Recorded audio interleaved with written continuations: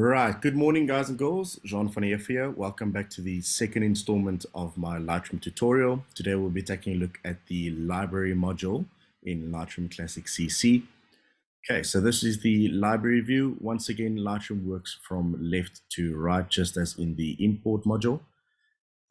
Before we get into the library module, one of the questions I get asked quite often is how do I set up this top bar here to have the different colors and different fonts, etc.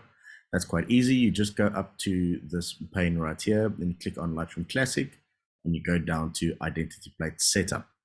This will then give you a bunch of options on how to change your views here. You can change the font right here. I do quite like the Zafino font just to show my name up there. And if you have a different font that allows for bold and italics font things, you can change that here. But for Zafino, you only have the option for regular. Down here, you can change your size and then your color as well. You have a whole color wheel you can choose from. Okay, and then on the right-hand side, you have your library develop map, book, slideshow, print, and web options.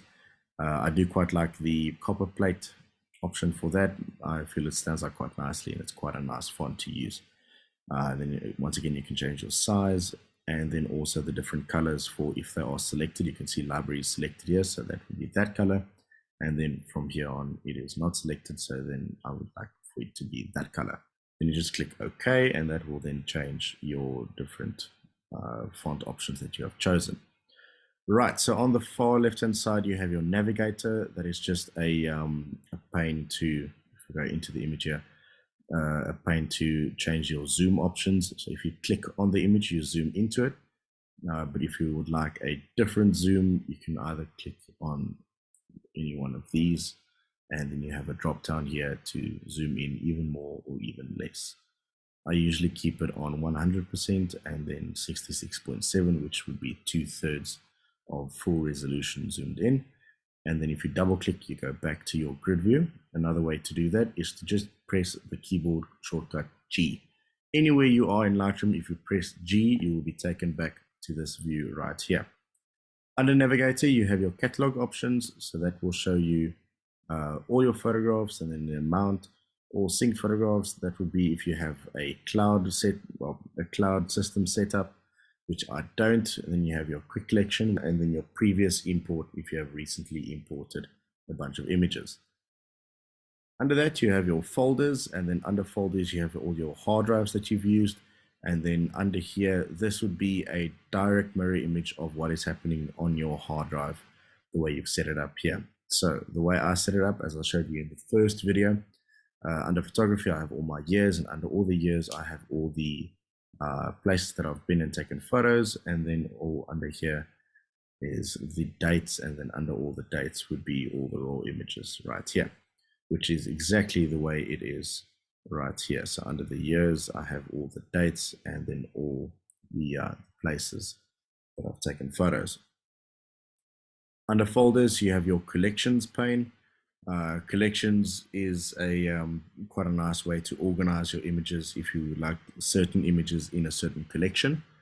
Quite a fun one is smart collections, which is a collection type that you set certain parameters for Lightroom to go into and search a bunch of different, so Lightroom basically searches all your images, and all the images that fit the criteria that you set here will be added to this smart collection. So for instance, if you want a collection that has a label color of red, or any one of the colors you choose here, and a certain rating, so say a rating of 5 stars, you can click the plus here, and that'll give you a new one. So you can select a rating, a whole bunch of options here. So if you set a rating that is greater than or equal to 5 stars, then you click create, then Lightroom will go through all your images and then bring forward all your images that are red and have a 5-star attribute to them. The ways to attribute these red and star ratings would be clicking on an image and then using your keyboard shortcuts of 1, 2, 3, 4, and 5 to set the star ratings. and then to use 6, 7, 8, and 9 as the different color ratings. The way to get rid of a color would be to press the button again. That will remove yellow label, and the way to get rid of your star ratings would be to press 0, and that will then set the color rate or the star rating back to 0. There we go. That is the left hand side done.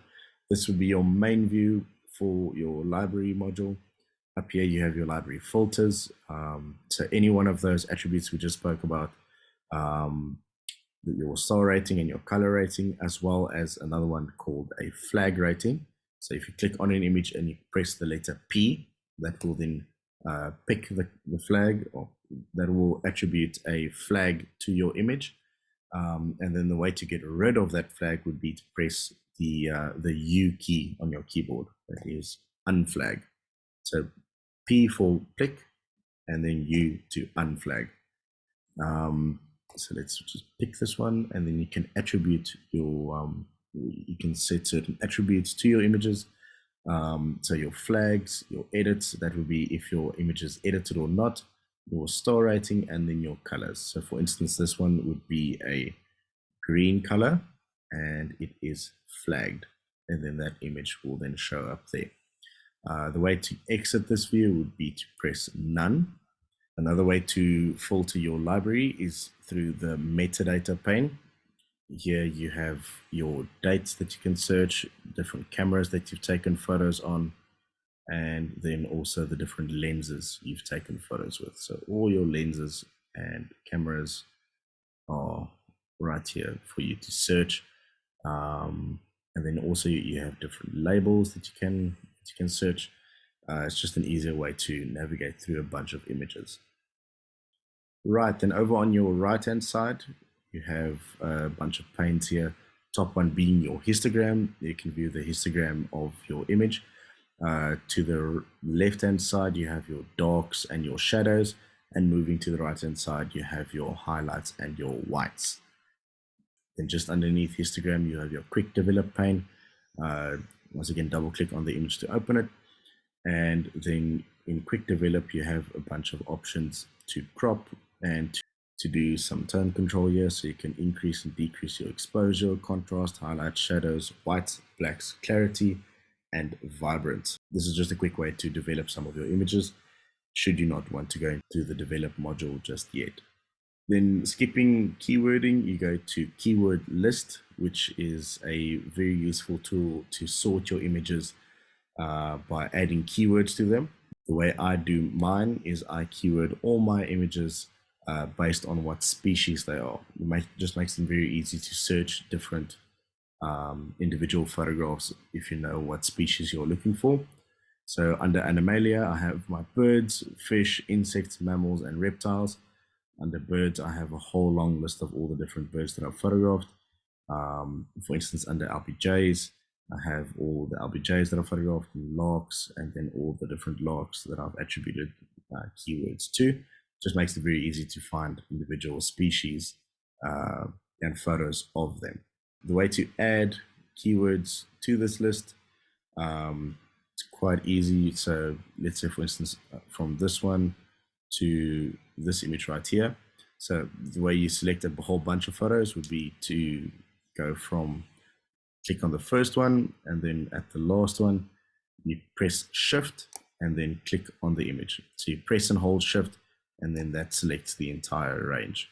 Another way would be to select one certain image and then press Command, and then you can spot check some of the images.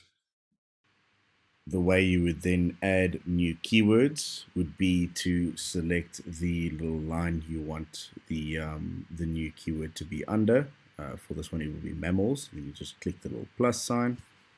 So these are jaguars. So then you just type in jaguar, and then just make sure under create options, put inside mammals is ticked. You click create. Okay, so jaguar is already a keyword in here. And then you can just scroll down to jaguar and then just click the dark box to the left of the name. And then these images will be added to jaguar, whatever keyword you have chosen for it to be.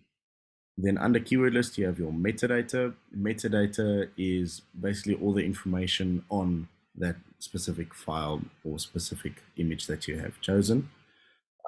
So for this image, for instance, you can see the date, dimensions, what camera I used, and then what lens I used, and then all the different exposure and ISO camera settings as well.